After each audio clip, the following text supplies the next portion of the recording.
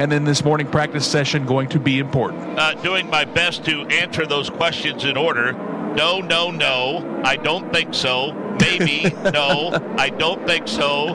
We have no clue. We have no idea. How'd I do? Yeah, I think you checked a lot of boxes right there, my friend. I don't know if they how much they got done yesterday. It was kind of I want to call it sloppy, but it's just you got to learn, right? There's only one way to do it on a brand new street circuit.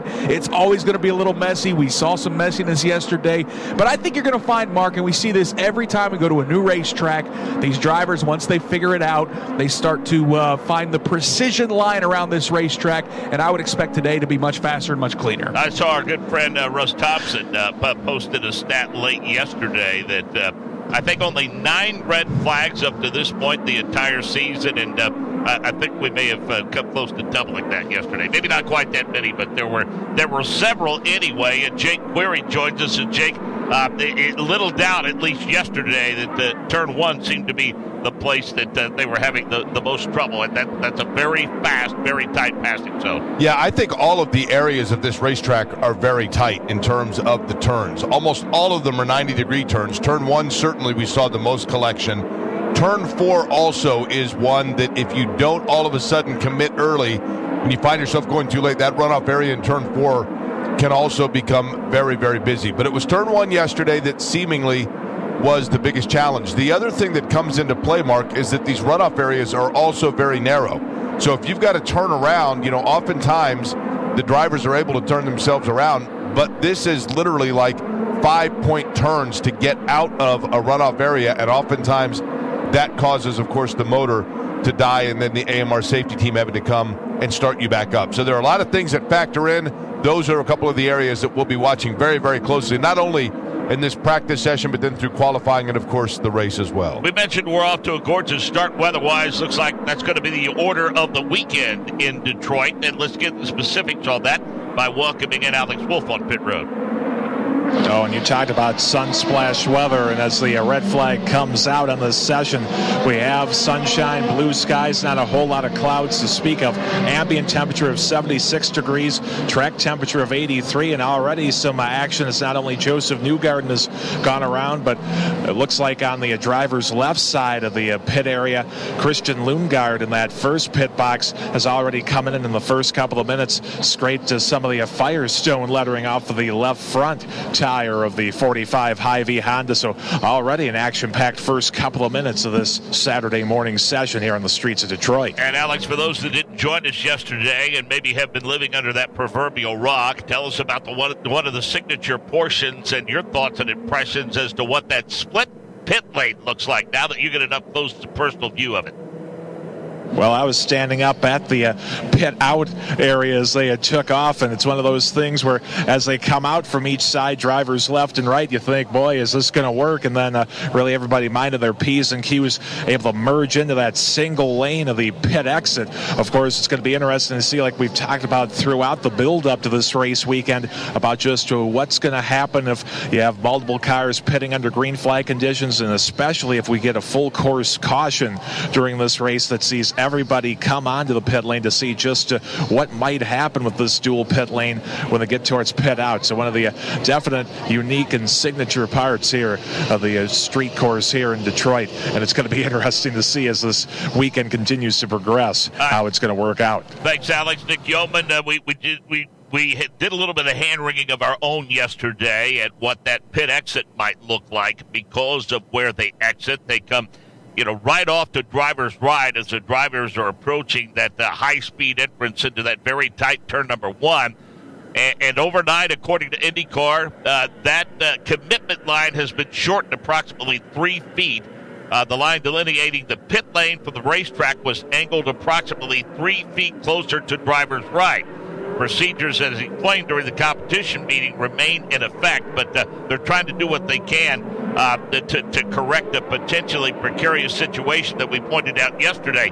On the other end, we just saw getting onto pit road might be just as precarious as a narrow miss between Colton Herta and Romain Grosjean. Yeah, I mean, there are some really, really tight spots around this racetrack, and we talk about it in terms of in the racing groove. Around turns 4 and 5 appear to be awful tight, but you're absolutely right. The pit exit lane, it's a short little straightaway down to turn number 1, where it's kind of 2 lanes in terms of the racing groove, and then that third lane pops and kind of appears out of nowhere as the pit lane blends into the racetrack. So some of the drivers on track liking to swing a little wide to set up for turn number 1. And the drivers coming off of pit lane obviously want to get on the gas as quick as possible. But to your point, Mark, it is pretty precarious, the pit entrance lane. You come through the left-hander of turn number 8, and if you're going to get on pit lane, you've got to stay all the way to the right, which is usually, in racing action, you want to allow that car to track all the way out to the wall to scrub off as little speed as possible. That all of a sudden is where drivers are having to jump on the brakes to get on the pit lane. So all things that these drivers are having to learn and adapt to. It's tough. You try to set up a temporary pit lane, you're going to give up some aspects of the racetrack that a lot of times the drivers would like to have. So they're learning, and certainly they're going to have to make some adjustments throughout the course of the weekend. More adjustments to talk about in just a moment. Final award, by the way, was fastest yesterday at 63.0773. Scott Dixon, Kyle Kirkwood, Alex Below, Felix Rosenquist were your top 5. Rossi, Will Power, Colton Herta, Callum Ilott, and Scott McLaughlin the top 10. Those at the bottom who seem to be struggling a little bit, Renus VK was 20th quick. Connor Daly, 22nd quick. Roman Grosjean was 23rd quick. Augustine Canapino, 24th. Santino Ferrucci, 25th. Elio Castroneves, 26th. He was relegated to just 17 laps because of issues with the car. Same for Augustine Canapino. He made a mistake, made some wall contact and damaged the race car. Benjamin Peterson was slowest yesterday at 67.7024. 22 of the cars entered this weekend have turned laps. There are 27 cars entered. 24 now have cleared the timing and scoring loop. Scott McLaughlin, the early leader, and then Jack Harvey, Ray Hall, Kirkwood, DeFrancesco. Jake, in an effort to perhaps loosen up things a little bit in turn number 1, IndyCar announced some changes overnight. 2 drivers right with that tire barrier. Yeah, and that is, I think, the fact that we were talking about, Mark. These turns are very, very close, very narrow. So a single row of tires was removed on the exit of turn number 1. So as the drivers are working their way through the turn, this allowed them to get kind of down to the inside a little bit maybe earlier, and that widens things up just a little bit. So the turn 1 exit now suddenly is a little bit wider than it was yesterday. And again, we saw several cars that got collected in that area, not only in the NTT IndyCar Series, but in the Indy Next as well. And again, turn 4-5, another area that is very tight. Early yesterday, that seemed to be the problem area, but they figured that one out fairly quickly. Then after that, it was turn 1 that became kind of the main auction site, if you will. It looked like all of a sudden it became a car lot at different times with a couple of different cars. In turn 4, there was one point where Devlin DeFrancesco managed to get in, and then as well as he was there, I believe it was Augustine Canapino came in.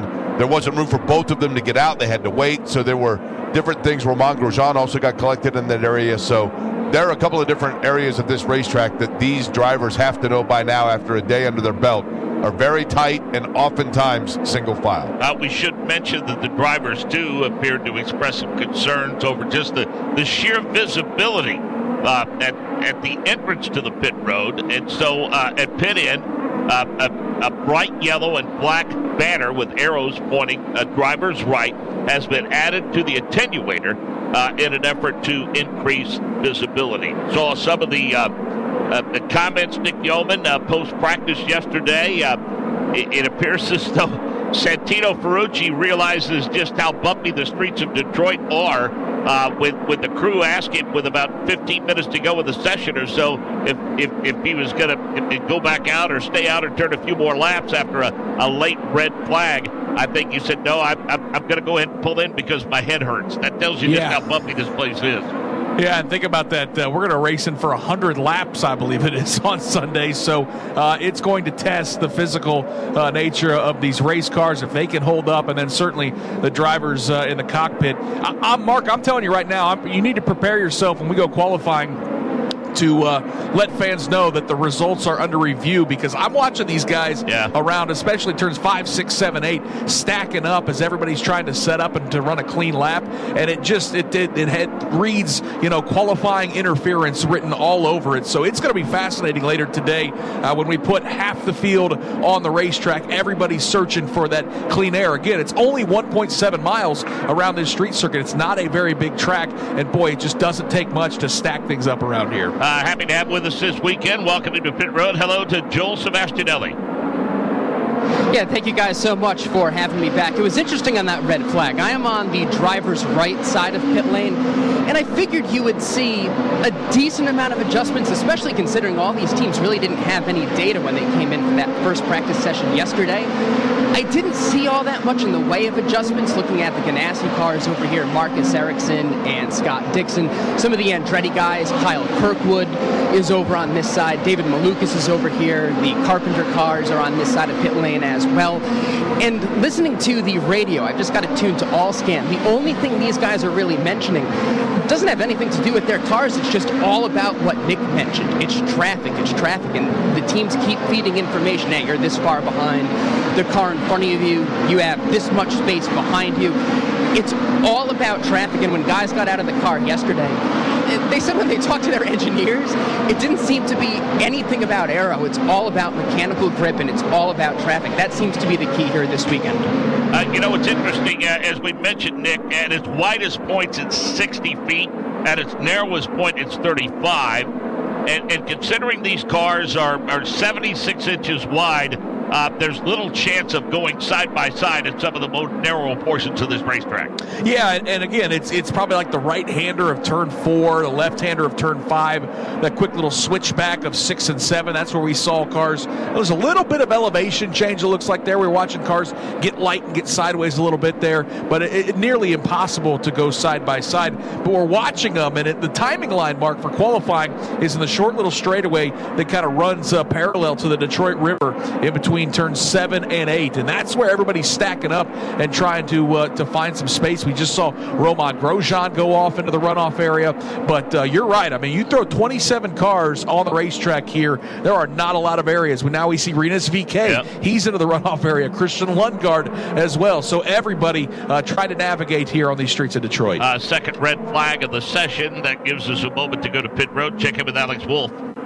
Well, a little bit of excitement here in the pit. Last week's Indianapolis 500 winner, Joseph Newgarden, and he brought out that initial red flag in the first couple of minutes. Had the customary 5-minute hold for causing the red flag. They gave the car a once-over, and just a few moments ago, before the red flag came out, looked like they were getting ready to send the Hitachi Chevrolet out, but they started to have some trouble, and it looks like the trouble was with the starter, either the starter itself or one of the cables that connects to the battery pack. And right next door is their teammate Will Powers. Somebody in the Verizon Chevrolet uniform came down. Looks like they've switched the starter out, but right now engines remain silent. We'll see if they are able to get this car under power and underway here in a few minutes. And because of the way the rules are configured in terms of the tire distribution, Nick, I found it a little bit interesting that they were so concerned, I think, with race pace and the primaries that I think most teams only took about the last 15 minutes of that session yesterday to go out on the primaries,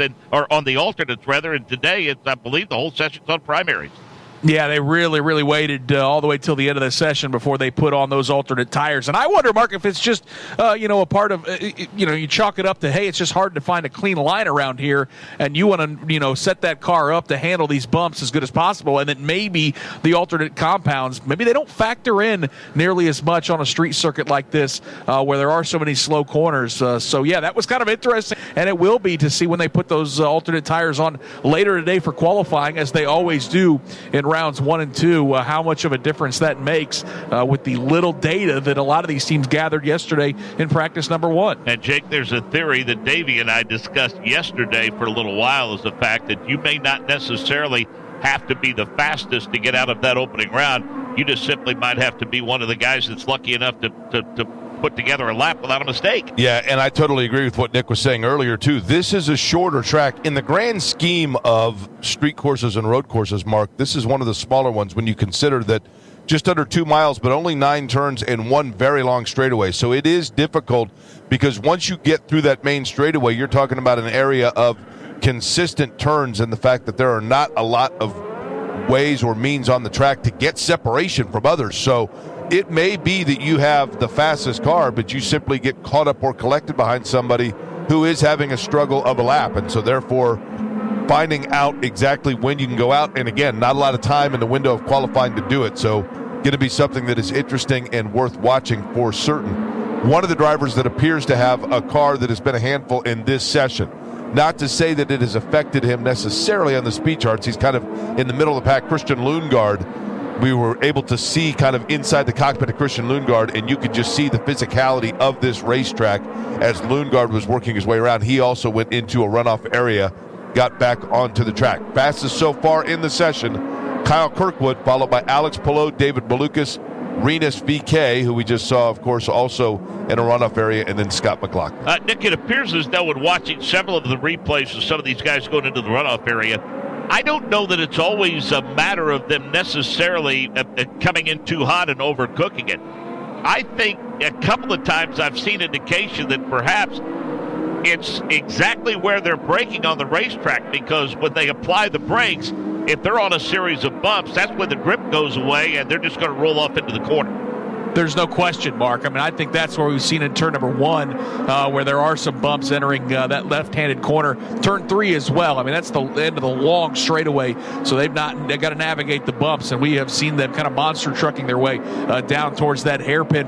I also think, Mark, a lot of it has to do the angle of entry to the corner, which we saw. Again, that they're going to change some things up by, they moved the yellow line for pit exit over towards the driver's right to give the drivers on track a little bit better angle into the corner, and I think that helps with wowing the car down and getting pointed in the right direction as well, because if you don't have the right angle into the corner, it's very easy for these drivers to just turn that steering wheel back to the center and make sure that they get a clean run in a runoff area, not to damage the front of that car, putting into the tire barriers. So you're right, a lot goes into street course racing, and navigating the bumps and trying to get these cars mowed down was a big challenge yesterday, and I think it's going to be throughout the course of this weekend. We are starting to see some speeds now approach, or times we should say, approach what we were seeing yesterday. As we mentioned, Pato Award was the quickest at 63.0773. Kyle Kirkwood so far is at 63.555. Also in the 63 range is Alex Palou. So, Nick Yeoman, I guess Kyle Kirkwood may start petitioning the NTT IndyCar Series to run more street court races.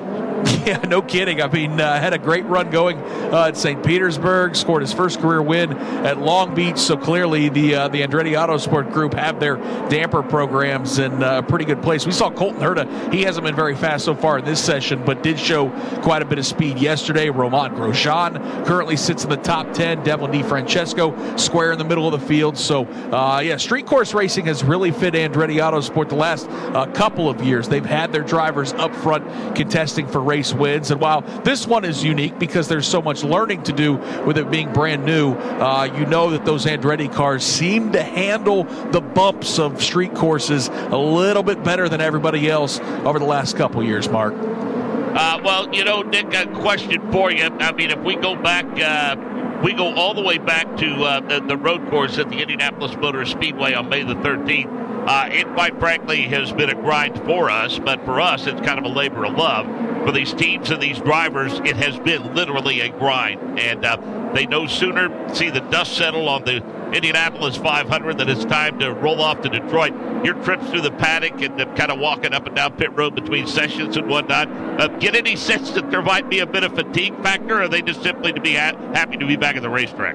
Oh, I think it's pretty safe to say everybody's looking forward to a weekend off next weekend for sure, before the schedule gets busy again during the summer months. And you got to think about it, Mark, even prior to the Indianapolis 500, you've got the 500 test, and then we go to Barber Motorsports Park, and we ran the race at Barber in the month of May. So it's been a grind this past month, and obviously, for a lot of these teams, the Ray Hall, Letterman, Lanigan Group, it was a stressful month as well. So then you throw in the fact that, Mark, we're going to see some really warm temperatures today. It was quite warm yesterday. Going to be super hot today. Thankfully, it looks like there's a cold front that's going to roll in and cool things down a little bit for race day. But yeah, the grind of the IndyCar schedule in May, not only physically fatiguing, but we know of how mentally fatiguing it is for all these teams as well. And it's could be physically fatiguing as well, as we will hear from Colton Herta. Check the car. I just caught really big air on the back straight. All 4 wheels off the ground. 10-4. All 4 wheels off the ground on the back straight. And it looks like Alex Below, who had some issues in the runoff area yesterday, has an issue again in turn number 8. And the AMR IndyCar safety crew is going to have to get the starter out, get him refired, get him back underway while everyone reports to pit road. Speaking of pit road, that's where we find Joel Sebastianelli. Well, that seems to be what everyone is dealing with now. This last time everybody came down the driver's right side of pit lane is what I expected to see the first time. Rear cowlings coming off, the front cover coming off, and everybody going to town on those dampers with this being so bumpy, and the drivers like Colton Herta, who you just heard, being so vocal about how bumpy it is. It's all about dampers, and I'm seeing some major adjustments from all 13 cars. I went up and down on all 13, making some kind of adjustment to the dampers on these machines. Yeah, I don't think there's any question, Nick Yeoman, that as Joel and Alex Wolf go out through the course of this day, I would imagine those shocks and springs are going to get a lot of attention from these teams, especially after you just heard Colton Herta say all 4 wheels off the ground on the back straight. Yeah, I'm no engineer, Mark, but what do you do with that data? If you're the guy that's setting up the race car, it's going to be tricky. These cars bouncing around like that. That's pretty wild comments from Colton Herta. Alex Wolf. And we have a chance to talk in the Arrow McLaren pit with Tony Kanaan. And Tony, well, first off, now that it's all over, I know not the result you wanted on track in the 500, but just the overall experience for you in the month of May.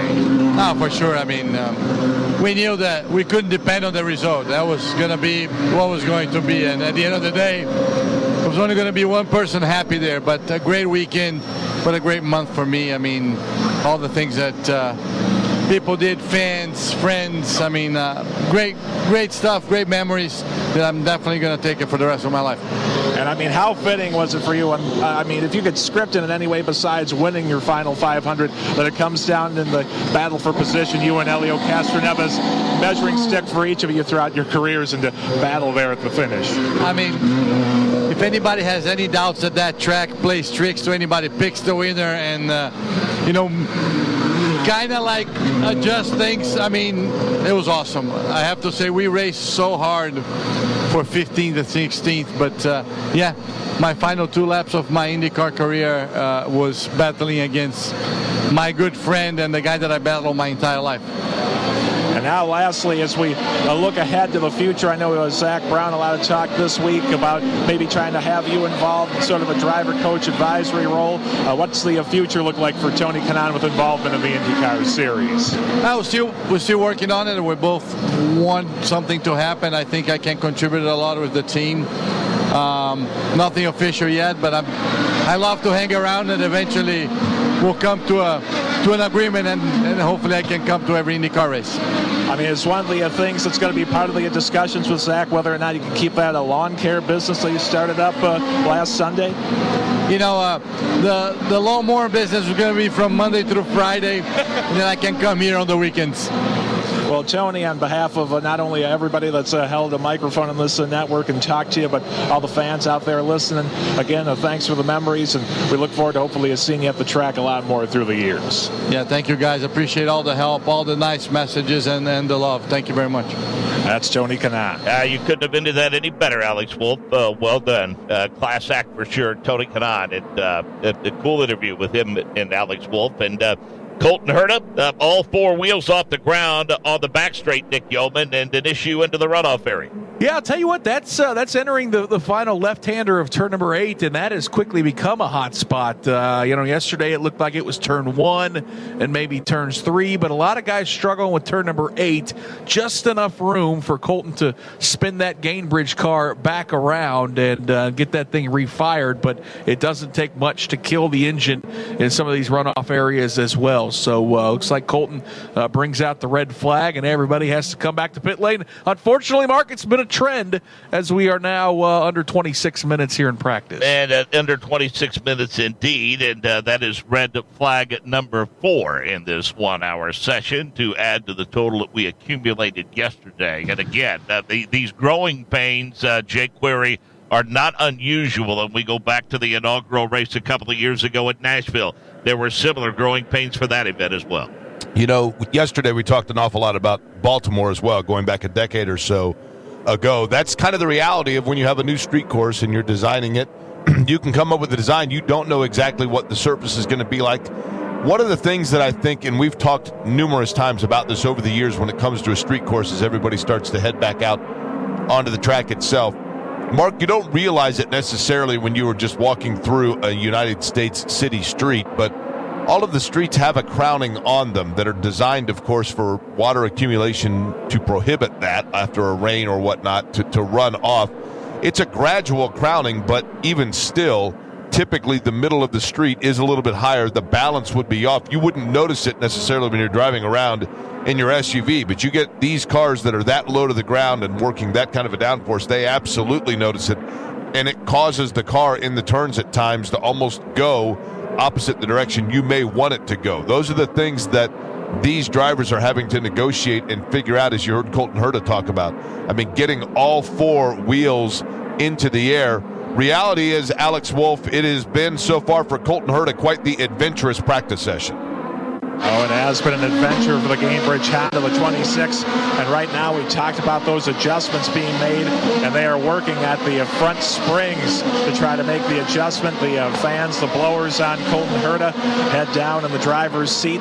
And as they finish up making those changes and prepare to put the front cover on momentarily, the speed wrenches are out there to tighten things down. Colton Herta should hopefully in the next couple of minutes be back out onto the streets of Detroit to try to maybe piece together some of this puzzle of this inaugural weekend. 1:15 this afternoon, we'll go knockout qualifying on the Firestone Fast 6. Before that, at 11:50 Eastern, Nick Yeoman gives a preview of the doubleheader weekend for the Indy Next by Firestone Detroit Grand Prix. Races today and tomorrow.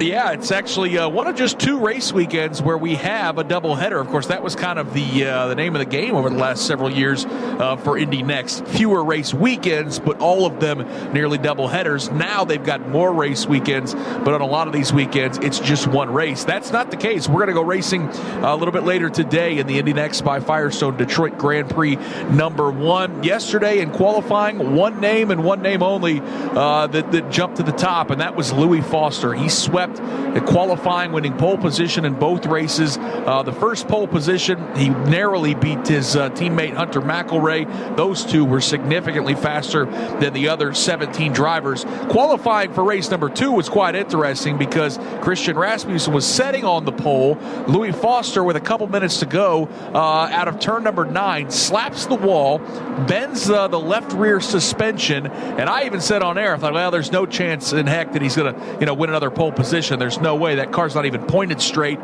Little did I know that Louis Foster's got this place figured out so much. Mark, he went out and set the fastest lap, so he will lead the field to the green flag in both races. Again, starting lineup later today, Louis Foster, Hunter McElroy on the front row, Reese Gold, Nolan Siegel in row number 2. Going to be quite interesting to watch these very young drivers in Indy Next. They had plenty of adventures during their practice session yesterday. We'll see how these young kids navigate the city streets of Detroit when we go racing a little bit later today, Mark. I mean, Louis Foster, motorsports pumping through his veins. I mean, he's a 3rd-generation racer. His grandfather wrote, like, the first rule book on karting back in the 1960s. He's a USF Pro 2000 champion, and I think, Nick, we might be seeing the maturation of this kid before our very eyes because you're talking about in the first 3 races of the season, a 14th, and then a 2nd-place finish, and now back-to-back poles here at Detroit. Sounds like he's coming. He's found his pace. No doubt, and we got to remember the pace was a lot better than the results of the first two races as well. He was running in podium position at Barber before he got stuck in the mud down there. Or I guess he didn't get stuck down by the museum. The tow truck that tried to tow him out did down there at Barber Motorsports Park. But he was running in podium position before he made a mistake. And then really we saw that first complete race effort at the Indianapolis Motor Speedway where he put the pressure on the young Italian driver Matteo Nannini in the closing laps. A really good race at the end of that event. Nannini holds on for the first race win, but I'd be shocked, Mark, if Louis Foster doesn't score at least one win this weekend. As you mentioned, the pedigree is fantastic. He's the scholarship driver, did a great job winning the Indy Pro Championship a year ago. That's why Michael Andretti put him in one of his Indy Next cars. And, you know, through three races, we're not quite sure who the championship favorite is. We've handed out 9 trophies for podiums, and they've gone to 8 different drivers. Only Nolan Siegel has been on the podium more than once this season. So this championship is waiting for someone to grab it by the throat. And as we head towards the summer months, and based on qualifying yesterday, Mark, Louis Foster might be that guy. It should be fun later today when we go racing. Well, there's no question, Nick, that the qualifying is important no matter the form of motorsports. But, you know, with the exception of the carnage in St. Petersburg, I mean, if you sit on pole, that puts you in pretty good position. At least that's the way it's been the 2 races following St. Pete. No doubt, and that may be the case here today and this weekend with both the Indy Next races and the IndyCar race.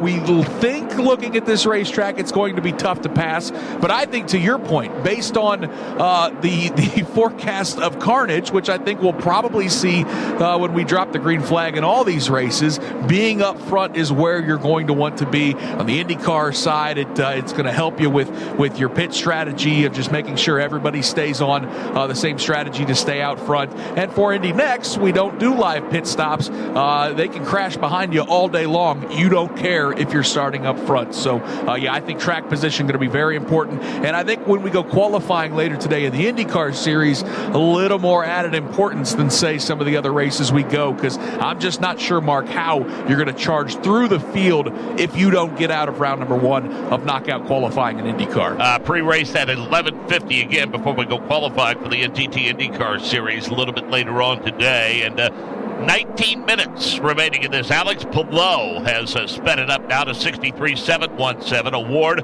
Armstrong, Malukas, and Power in the top 5. VK, Ilott, McLaughlin, Grosjean, and Pagenaud the top 10.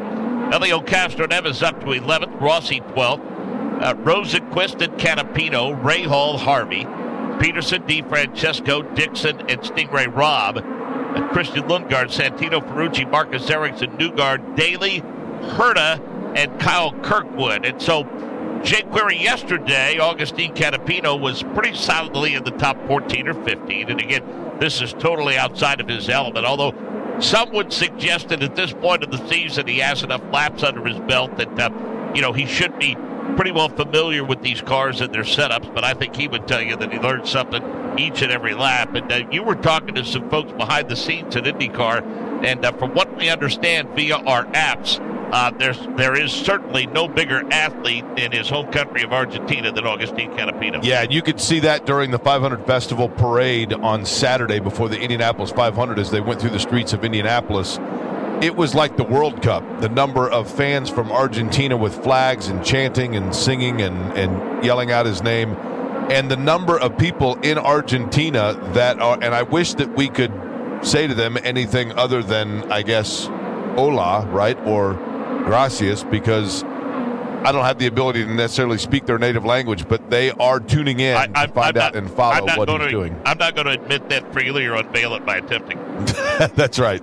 I basically just did both, right? But it is very much appreciated, and certainly he has been so far a great ambassador, not only for the country of Argentina, but also just in showing his appreciation for the IndyCar series, the challenges that it creates. He enjoyed and went through all the processes of the month of May at the Indianapolis 500, and I think it's growing his own fan base here within the United States. But Argentina, of course, going out and representing and following Agustin Canapino. And right now, this is the barometer that kind of balances things out. And the fact that you look at the speed charts, it's a new track for him as it is anybody. He sits right now 18th in the speed chart, does Canapino in that car number 78 from Juncos Hollinger Racing. Jake, I think the thing that I find most refreshing about him is his self-deprecating humor and his humility. I believe he said at one point during qualifying weekend, he said, "Yeah, I don't know. I think the team has too much faith in me." Yeah, it is amazing when you watch and you're around him and talking to him, as I was before one of the rookie luncheons. He was extremely just appreciative of being there, and you almost forget that in his home country of Argentina that he is obviously a rock star. He has a huge fan following, comes here, has the humility to just say, you know what, I'm going to try to learn, grasp what I can, take it 1 week at a time, one track at a time, and pick up what I can. And it's been fun to watch that of Agustin Canapino. Right now, watching him as he works his way through turn number 5. Rear end got just a little bit loose for him. Will Power is another that is going to negotiate that area of the racetrack. Last time by Will Power went through with Scott McLaughlin. They kind of worked side by side for a little bit. McLaughlin got away from him, probably trying to figure out as a team just exactly how to negotiate and talk about some of those turns. Because as we had mentioned, Mark, and you were saying, the braking zones can get a little bit tricky and end you up in the runoff area if you brake at the wrong point, or if for any reason somebody else kind of beats you to that area of a turn, because they are so very tight here. Pato O'Ward was P1 after the session yesterday. He is currently 3rd quick. Scott Dixon was P2 after the session yesterday. He has just gone to P1. Kyle Kirkwood was 3rd quick yesterday, and he has slipped down to 14th quick. Alex Palou was currently 2nd quick. He was 4th quick after the session yesterday. Speaking of Pato O'Ward, let's get an update from his pit box with Alex Wolff.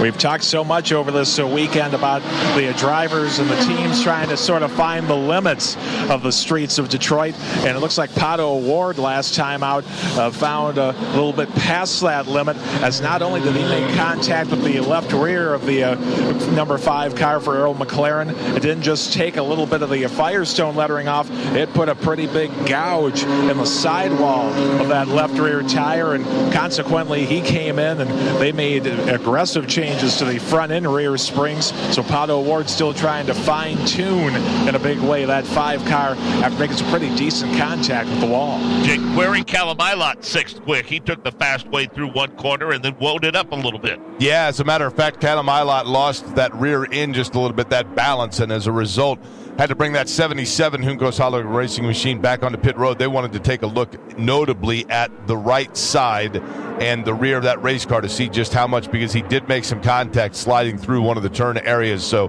they're going to take a look at the balance of that car, see how it was affected. And as you'd mentioned, 6th fastest right now on the speed chart. Scott Dixon fastest, followed by his teammate Alex Palou. Then it's Pato O'Ward, Will Power, and Marcus Armstrong. Those are the top 5 right now, with Ilott slotted 6th, just ahead of Pagano, Scott McLaughlin, David Malukas, and Renus VK. Nick Yeoman, it's always interesting to walk back through the paddock after a race is over and you see just, the rubber and whatnot and the impact that it has on the race cars. We'll talk more about that in just a moment and what these cars might look like when this day is done and when race day is done. But first of all, let's head back to pit road, check out Joel. Mark, a great event like this doesn't come together without great effort from great people, and front and center in that effort is the president of Penske Corporation, Bud Denker. 16 years on Belle Isle. It was a heck of a run, but now this has finally come together on the streets of Detroit. What is it like finally seeing this come through on Saturday morning? Well, here we are Saturday morning sitting on the first dual pit lane in motorsports history, right? It's just amazing to see that, but also amazing to see the backdrop you have behind us, which is the General Motors headquarters. And, my team of Michael Montry, Letty Azar, Merrill King, Courtney Gibb, they're the real heroes here. This idea only came to Michael and myself just 18 months ago. And to have the city cooperation, the county cooperation, the state cooperation, all the cooperation you had to have to make this happen, that's pretty unbelievable and pretty magical as well. When Alex Wolff, our other pit reporter, and I first got down here and saw the dual pit lane, I think we had the same reaction the fans did. Our jaws dropped. Yeah. It is kind of a crazy idea, right? How does that first come about when you say, you know what, this has never been done before, but I think we can do it and it's going to work? Well, we didn't have much choice. When you come to an urban environment, the hardest thing to find is 1,000 feet of pit lane, right? 1,000 feet. We didn't have that here. We had 500 feet. So what do? You improvise. You put cars on the left and cars on the right. And then they're all going to come together gentlemanly. They merge so well, these drivers, don't they? No, you go. No, please, you go. No, you go first, please. Yeah. So that was the idea. We didn't have the room, and we made this happen. And I think so far it's been a very creative, very interesting. And when you have a full field caution tomorrow with 27 cars coming out, pretty interesting as well. Well, if you're in one of these suites that's right behind us, a couple of stories, you've got a really good view of it all. Where does that come from? You know, this suite box, I was at the Phoenix Open this year, the Waste Management Open, where they have that massive party at the 16th hole at par 3. This is the structure that came from that party. And it's 80 feet high. You get luxury furniture, and there are sofas, love seats. Just amazing experience. The idea came from that tournament. We wanted to raise the level here to what we have here from Belle Isle.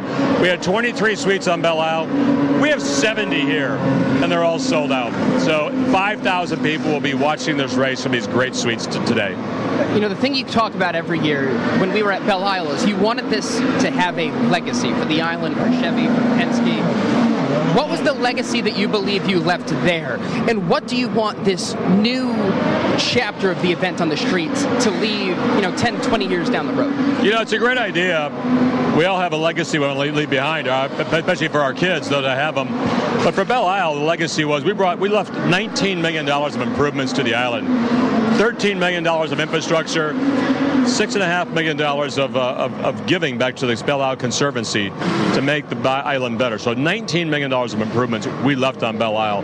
The Scott Mountain operates every year, for the most part because of having the race there in the past, and we're going to give money again to them. By the way, we raised over $1 million last night in our charity event. The Corvette E-Ray went for $700,000. That's all going to charity. All right, hey, Bud Denker, we thank you so much for your time. We've got a red flag on track, so we'll send it back to the booth. Thank you so much for everything you do for this event. Very good. Thank you.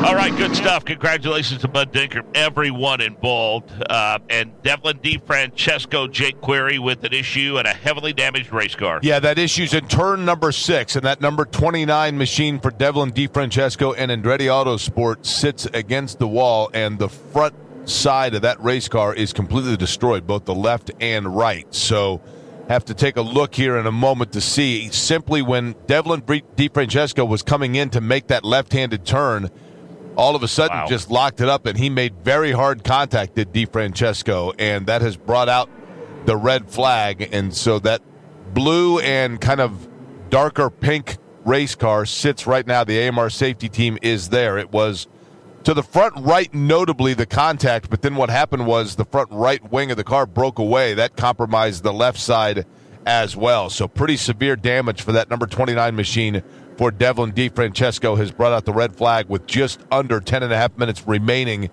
in this practice session. We shall see what that means for DeFrancesco in terms of the rest of his weekend as they try to figure out exactly what did happen to that car. Good news is the young Canadian is out of the car. He is looking over the damage, which is, of course, never a fun thing to do, but did so, hopped out of his car. Looks like he's going to be okay. Scott Dixon, the fastest in front of Kirkwood and Palou right now.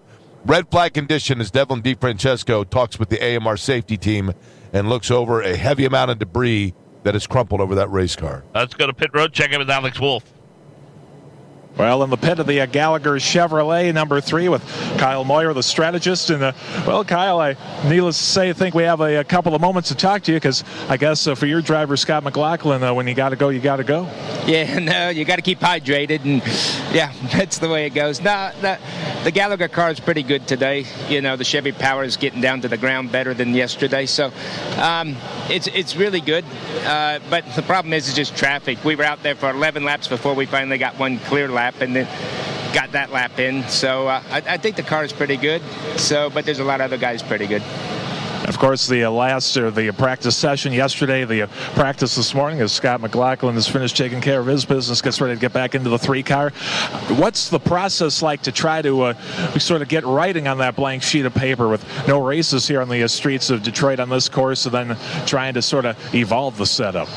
Well, the good thing here at Team Penske is we got 3 really good drivers. So we came here with a little bit different with everybody, and then we just combined it last night, and it looks like everything's working good. Well, I'll let you get back to work, and we look forward to seeing what you can do the rest of today and this weekend. Okay, thank you very much. Kyle Moyer, good stuff as always. Let's check out with Joel.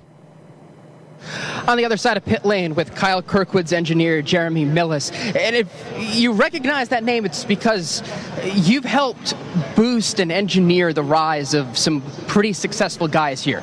On the pit wall for Kyle Kirkwood's first win earlier this year at Long Beach, you've helped assist Joseph Newgarden and Alexander Rossi on their way up. What is it with that touch that you have with young guys helping assist their careers? I just get lucky and get really good drivers, I think, is the thing. It's not me. Oh, well, that's a pretty good answer. What is it that Kyle Kirkwood has shown you so far, and how has he helped progress in his first year with Andretti Autosport? Hang on. Yes, what? Talking to Kyle on his radio right now. He'll be back to us in 1 second. He's messing with me in the car, sorry. He's the hardest working driver I've ever worked with. When you guys come to a track where you have almost no data, I mean, let's face it, we have not been here. How do you decide for that first practice session and even that second session what you guys are going to roll out here with? Right now we're just checking the big boxes like getting ride heights right, finding the right aero balance, things like that. We haven't really tuned the car much because there's hardly been a green lap. We've done one green lap today. Do you expect the field to be relatively close here because everybody comes in with a blank slate? No, I think it's the largest gap of the year so far. Yep, so. Jeremy, we appreciate your time. Thank you. Interesting comments from Kyle Moyer before Joel's interview, Nick Yeoman, talking about Scott had to run 11 laps, and kind of on point of what we theorized, that it's going to be tough to get a good qualifying sim under your belt. 11 laps before he finally got a good clean lap. Two guys that didn't get a good clean lap at one point before we went red for the incident for Devlin DeFrancisco. Nick, we were watching a pretty good battle between a battle in practice between Felix Rosenquist and Will Power. Yeah, they were going down that long straightaway in between turns 2 and 3, and I think Felix was probably trying to take the racing lane away from Will Power. I don't want to necessarily call it blocking because I'm not driving the race car, but certainly made that car maybe wider than Will Power would have preferred. Will surged to the right, and then he got to the left to the inside, and then at quarter entry, Will made his car awful wide and forced Felix to kind of have to jump on the brakes and lock him up because it was a very near hip check from the veteran Will Power. I'm not sure he was too thrilled about that. But to your point that Kyle Moyer was talking about, that's the thing, Mark. I mean, I've been watching drivers throughout the course of this practice session. They're on flyers. They get through turns 3, 4, and 5, and then what they encounter when they get to turns 6 and 7 right before the timing line is a line of 4 or 5 cars all checked up looking for that clean air. So it has been tough to find clean laps due to traffic. It's also been tough to find clean laps due to the sheer amount of red flags and stoppages we have had so far in this second practice session. Alex Wolf. Well, guys, another thing to take into account as we try to learn and figure out things here on the streets of Detroit. Of course, last week at the Indianapolis Motor Speedway, most teams employing 2 spotters, 1 on a spotter stand in turn 1, 1 in turn 3. Well, a place like this, there's no real designated area, and as I'm down towards the pit-in area around the turn 9 section of this track, look up at about the 4th level of a parking garage. We see 3 spotters from McLaren. We see 3 spotters from Team Penske, and they could be very critical as they have their binoculars out looking around the track. They could be critical later this afternoon and trying to sort of play a little bit of a traffic cop to try to get some of those clean laps in during the qualifying session. So it's all about improvisation and trying to learn new areas to check out and help their drivers here this weekend. A heavy front-end contact resulted in some debris being spread about the car on the racing service after the incident involving Devlin DeFrancisco. Jake Query, how about an update on how the cleanup is progressing? It is always funny to me that in a sport that is about innovation and the most high technology that one can find, when it comes down to it at the very end, the AMR safety team just simply gets out some wetbacks and just starts blowing debris off of the racetrack, which is essentially just what happened. A leaf blower essentially was used to get the final pieces of debris off of the racetrack in turn number 6, and Devlin DeFrancisco's car has been hauled away. It appears as though any of that debris that might have been left behind, they feel confident now is either outside completely of the racing groove or cleaned up. So it looks like we are going to be inside of a couple of minutes here ready to go back and finish this particular practice session with 10 minutes and 27 seconds remaining. They have gotten both the driver and the car out of the area where this incident took place. Yeah, 1 hour window to get 45 minutes of time in. This is the first red flag of the weekend that really involves significant contact. There have been 5 in this session so far, but most of them have been brief simply because they involved restarts. And, Nick, there are many ways in which a road and street course are different. People oftentimes ask me when we mention those, they say, well, why do you designate what the difference is? Well, simply put, when you're talking a natural terrain road course like Barber or a purpose-built road course like the Indianapolis Motor Speedway, oftentimes you don't have as many cautions in a place like that or Laguna Seca or Portland because, let's face it, very few concrete walls. And furthermore, the runoff areas oftentimes are much more forgiving than they are, for instance, here on the streets of Detroit.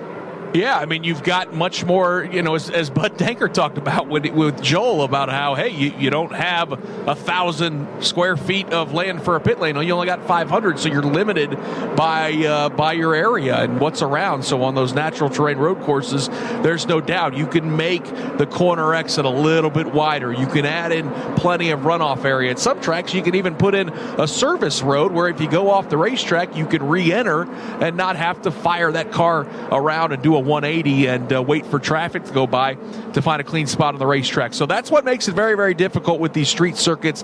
And in terms of the bumps, Mark, we also got to keep in mind the winters down in St. Petersburg, Florida and Long Beach, California, not quite the same as to what they have in Detroit, Michigan. So probably a little bit easier to manage the bumps of a street circuit on those race courses as it is here in Detroit. So again, lots of learning to do. I think we expected this, right? Coming in year one of a brand new street circuit, there are going to be some kinks to be worked out. You detailed, the plethora of changes that they made just overnight coming in from day one to day two.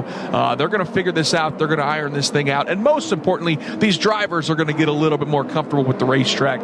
And I would expect the mistakes to be cleaned up quite a bit more when we go racing tomorrow. Good news, Devlin DeFrancesco, the obligatory look-see at the Infield Care Center. He's been released. And Nick, we got a chance to take a look at that car when it was on the hook and rolling back to the paddock, and maybe a bit too hasty in drawing conclusions. That front end damage looked as though it may have, in fact, by and large, been confined to just that. So, there might be some AR and some suspension damage, but at least on an initial look when it was on the hook, it looked maybe the damage was not quite as severe as we initially thought.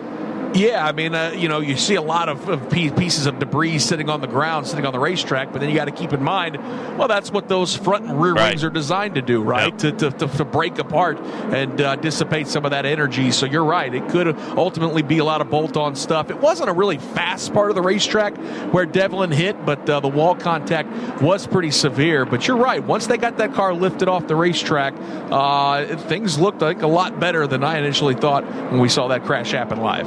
Well, the moment, turn number 2, Benjamin Peterson, Indy 500 Rookie of the Year, went into the runoff area off of turn number 1, and he got right back out onto the racetrack, and a couple of moments for a couple of cars that kind of went around the corner. And that's another, I think, interesting element of this racetrack, Jake Query, that some of these runoff areas, when you come back out onto the racetrack, it doesn't take long before you disappear from view of those cars that are approaching that corner. And so when they clear the apex, if you've not got it back on your giddy-up, you've got some precarious moments, and you're testing the reflexes and the hand-eye coordination of these drivers. In addition to that, some of them had said yesterday that depending on the time of day, that the lighting is such in terms of your vantage point when you're trying to blend back into the traffic, you're looking upwards, it's difficult to see what is coming your way on the racetrack as well. So as a result of that, if you're in the runoff area and you are needing to get back onto the racetrack once you've turned your car around, and that's precarious enough, turning the car around in the runoff area, but then once they get themselves in a position where they want to go out onto the racetrack, they've got to figure out who's coming on the track itself and then make sure that it is clear. And that is something, Mark, that is going to be interesting to watch over the course of the race when it's not a practice session necessarily where people can check up just a little bit in anticipation somebody may be coming out. That's going to be something to watch because they seem to be very blind corners, if you will, talking about the corners of coming out of a runoff area, blending yourself back into the racetrack. Dixon continues at P1. He is at 63.232. Then Kirkwood, Palou, McLaughlin, and O'Ward the top 5. Will Power 6th.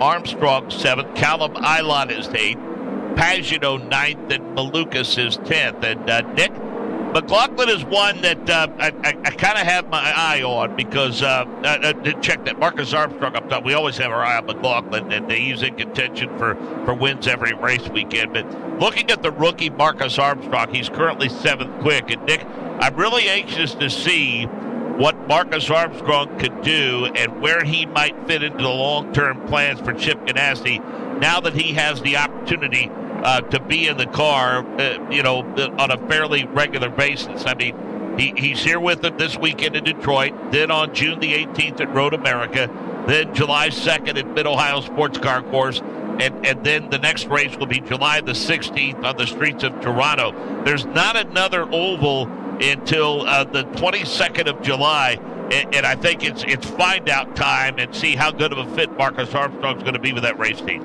I also think, Mark, there's a chance we might see Marcus Armstrong contest one of those shorter ovals that we have later in the season. But I think he is squarely in the long-term plans for Chip Ganassi Racing because let's think about it, Mark. Scott Dixon, certainly at the top of his game, but not getting any younger.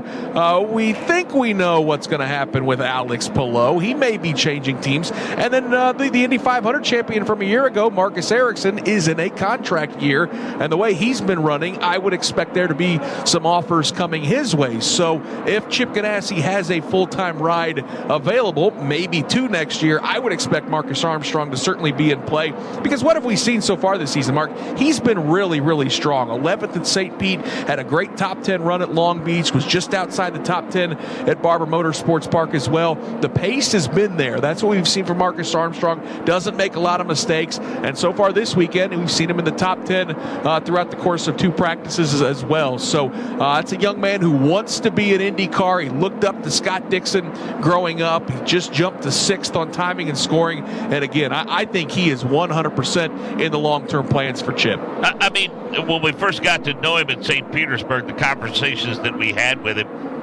Davey and I have discussed at length how important chemistry is for teams and for drivers, and just everything about Marcus Armstrong says that he fits the type of racer, that type of personality, both in and out of the car, that seems to be a good fit with Ganassi. Yeah, I think that's safe to say for sure. I mean, he doesn't seem like the type of guy that's going to ruffle feathers. He got a very methodical approach towards racing, and again, wants to be there. So a strong session so far today, Mark, and I'm very interested to see how that rookie does. Much stronger than the rest of his rookie class so far this weekend. And again, he's given that American Legion car pretty good run so far this practice session. His quick lap at a minute 3.81, 0.6 off of Scott Dixon's fast lap.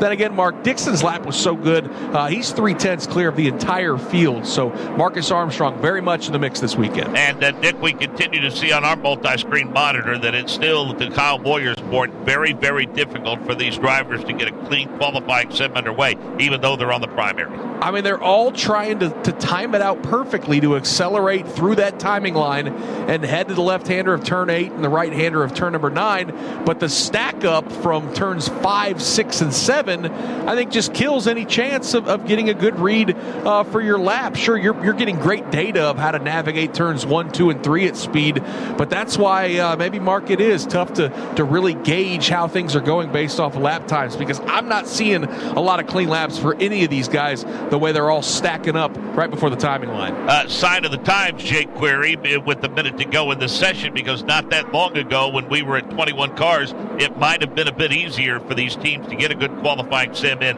but now that the grid has swollen to 27 teams, that makes it tough. Boy, you're not kidding, because, and again, when you watch some of the cars that are out on the racetrack, Alex Palou, Ward, one of the things that you can tell is that when someone does make a pass on this racetrack, it does disrupt the air, and with those bumps in consideration also it can make for the car to get the balance off just a little bit, and all of a sudden you kind of got a tiger by the tail for all of the cars here. So it could be a race with attrition. It is certainly a race that is going to be a crowded racetrack because, again, only 9 turns, one long straightaway. So it is an area where the cars can start to bunch up, and we may see traffic throughout the course of the day for anybody involved in this. There's a huge traffic jam right now in turn number 5, as a matter of fact. I think that's Marcus Ericsson that got out of the throttle. 2 had to go on either side of him. And so, it is a busy, busy racetrack right now. Even in the final minute of this session, everybody trying what they can to try to take the most of this last minute, but just not able to get any sort of breathing room. Well, there's no question, Nick Yeoman, that probably a lot of the responses that we may be getting by the time we get through the first couple of rounds of qualifying is guys just we may want to keep track of how many times we hear, I just couldn't get a clean lap in. It's just so tight and it's just so unforgiving. It's impossible to get a clean lap in here, and we just really didn't have a shot. I think we might hear that more than once. And this, I think, the way this race is setting up, it's going to set up the same way it has over the past couple of races, and the fact that now all of a sudden it's no longer enough to get yourself into the round of 12. If you're 7th or 8th, you're going to be disappointed you didn't get into the Fast 6. Yeah, no, I think you're right. I think you absolutely are going to have to start in the first 3 rows of this race to have a realistic chance of winning, unless it gets a little wacky with fuel strategy. And with a place like this, maybe we can't rule that out. But, boy, Jake was right detailing that stack up there. Marcus Ericsson almost came to a dead stop out of turn number 5, and Colton Herta went 3 wide. So did Renus VK. Everybody was trying to slide their way around him, as some were on flyers and some were just trying to set up a qualifying lap. So, Mark, I don't know if we learned a whole lot in this session, and I think qualifying, you could throw a blanket over maybe 10, 15, 20 drivers in terms of who maybe have a chance at this pole position. Well, Scott Dixon will power among those who are happy. Connor Daly, Colton Herta, Jack Harvey, Santino Ferrucci, Felix Rosenquist, Joseph Newgarden, maybe not so much, although you don't know specifically what they might have been working on. However, Joseph Newgarden, 21st quick at 64.934, but